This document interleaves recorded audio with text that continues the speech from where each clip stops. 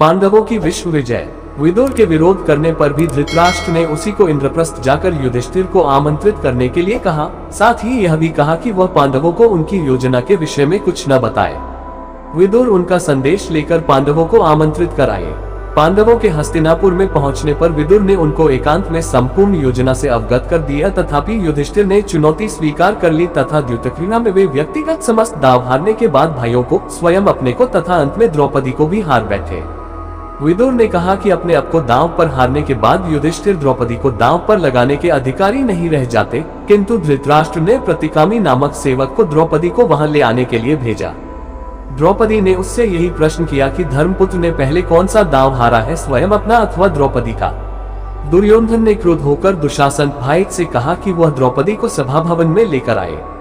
युधिष्ठिर ने गुप्त रूप से एक विश्वस्त सेवक को द्रौपदी के पास भेजा कि यद्यपि वह रजस्वला है तथा एक वस्त्र में है, वह वैसी ही उठकर चली आई। सभा में पूज्य वर्ग के सामने उसका उस दशा में कलपते हुए पहुंचना दुर्योधन आदि के पापों को व्यक्त करने के लिए पर्याप्त होगा। द्रौपदी सभा में पहुंची तो दुशासन ने उसे स्त्री वर्ग की ओर नहीं जाने दिया तथा उसके बाल खींचकर कहा, हमने तुझे जुए में जीता है, अब तुझे अपनी दासियों में रखेंगे। द्रौपदी ने समस्त कुरुवंशियों के शौर्य, धर्म तथा नीति को ललकारा और श्री कृष्ण को मन ही मन स्मरण कर अपनी लज्जा की रक्षा के लिए प्रार्थना की। सब मौन रहे, किंतु दुर्योधन के छोटे भाई विकर्ण ने द्रौपदी का पक्ष लेते हुए कहा कि हारा हुआ युधिष्ठिर उसे दांव पर नहीं रख सकता था, किंतु किसी ने उसकी बात नहीं सुनी। कर्ण के उकसाने से दुशासन ने द्रौपदी को निर्वस्त्र करने की चेष्टा की। उधर विलाप करती हुई द्रौपदी ने पांडवों की ओर देखा तो भीम ने युधिष्ठिर से कहा कि वह उसके हाथ जला देना चाहता है, जिनसे उसने जुआ खेला था। अर्जुन ने उसे शांत किया। भीम ने शपथ ली कि वह दुशासन की छाती का खून पिएगा तथा दुर्योधन की जान को अपनी गदा से नष्ट कर डालेगा। द्रौपदी ने विकट विपत्ति में श्री कृष्ण का स्मरण किया। श्री कृष्ण की कृपा से अनेक वस्त्र वहां प्रकट हुए, जिनसे द्रौपदी आच्छादित रही। फलत उसके वस्त्र खींचकर उतारते हुए भी दुशासन उसे नग्न नहीं कर पाया। सभा में बार बार कार्य के अनौचित्य अथवा औचित्य पर विवाद छिड़ जाता था। दुर्योधन ने पांडवों को मौन देख द्रौपदी की दांव में हारे जाने की बात ठीक है या गलत, इसका निर्णय भीम, अर्जुन, नकुल तथा सहदेव पर छोड़ दिया। अर्जुन तथा भीम ने कहा कि जो व्यक्ति स्वयं को दांव में हरा चुका है, वह किसी अन्य वस्तु को दांव पर रख ही नहीं सकता। धृतराष्ट्र ने सभा की नब्ज पहचान कर दुर्योधन को फटकारा तथा द्रौपदी से 3 वर मांगने के लिए कहा। द्रौपदी ने पहले वर से युधिष्ठिर की दासभाव से मुक्ति मांगी ताकि भविष्य में उसका पुत्र प्रतिविंध्य दासपुत्र न कहलाए। दूसरे वर से भीम, अर्जुन, नकुल तथा सहदेव की शस्त्रों तथा रथ सहित दासभाव से मुक्ति मांगी। तीसरा वर मांगने के लिए वह तैयार ही नहीं हुई, क्योंकि उसके अनुसार क्षत्रिय स्त्रियों 2 वर मांगने की ही अधिकारिणी होती है। धृतराष्ट्र ने उनसे संपूर्ण विगत को भूलकर अपना स्नेह बनाए रखने के लिए कहा। साथ ही उन्हें खांडव वन में जाकर अपना राज्य भोगने की अनुमति। धृतराष्ट्र ने उनके खांडव वन जाने से पूर्व दुर्योधन की प्रेरणा से उन्हें एक बार फिर से जुआ खेलने की आज्ञा दी। यह तय हुआ कि एक ही दांव रखा जाएगा। पांडव अथवा धृतराष्ट्र पुत्रों में से जो भी हार जाएंगे, वे मृगचर्म धारण कर 12 वर्ष वनवास करेंगे और 1 वर्ष अज्ञातवास में रहेंगे। उस 1 वर्ष में यदि उन्हें पहचान लिया गया तो फिर से 12 वर्ष का वनवास भोगना होगा। भीष्म, विदुर, द्रोण आदि के रोकने पर भी द्युतक्रीड़ा हुई, जिसमें पांडव हार गए। छली शकुनी जीत गया। वनगमन से पूर्व पांडवों ने शपथ ली कि वे समस्त शत्रुओं का नाश करके ही चैन की सांस लेंगे। श्रीधौम्य पुरोहित के नेतृत्व में पांडवों ने द्रौपदी को साथ ले वन के लिए प्रस्थान किया। श्रीधौम्य साम मंत्रों का गान करते हुए आगे की ओर बढ़े। वे कहकर गए थे कि युद्ध में कौरवों के मारे जाने पर उनके पुरोहित भी इसी प्रकार साम गान करेंगे। युधिष्ठिर ने अपना मुंह ढका हुआ था। वे अपने क्रुद्ध नेत्रों से देखकर किसी को भस्म नहीं करना चाहते थे। भीम अपने बाहु की ओर देख रहा था, अपने बाहुबल को स्मरण कर रहा था। अर्जुन वेद बिखेरता जा रहा था। ऐसे ही भावी संग्राम में वह वानों की वर्षा करेगा। सहदेव ने मुंह पर मिट्टी मली हुई थी।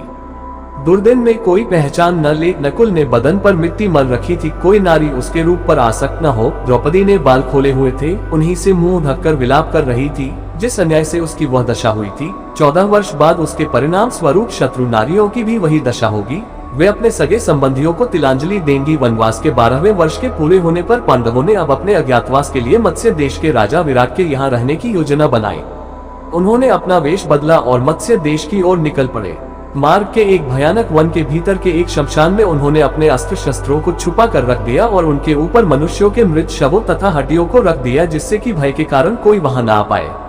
उन्होंने अपने छद्म नाम भी रख लिए जो थे जय, जयंत, विजय, जयतसेन और जयद्वल।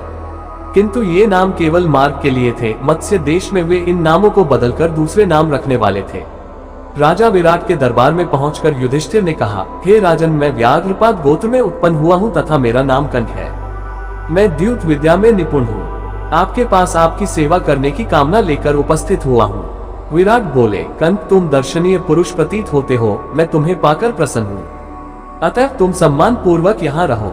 उसके बाद शेष पांडव राजा विराट के दरबार में पहुंचे और बोले, हे राजाधिराज, हम सब पहले राजा युधिष्ठिर के सेवक थे। पांडवों के वनवास हो जाने पर हम आपके दरबार में सेवा के लिए उपस्थित हुए हैं।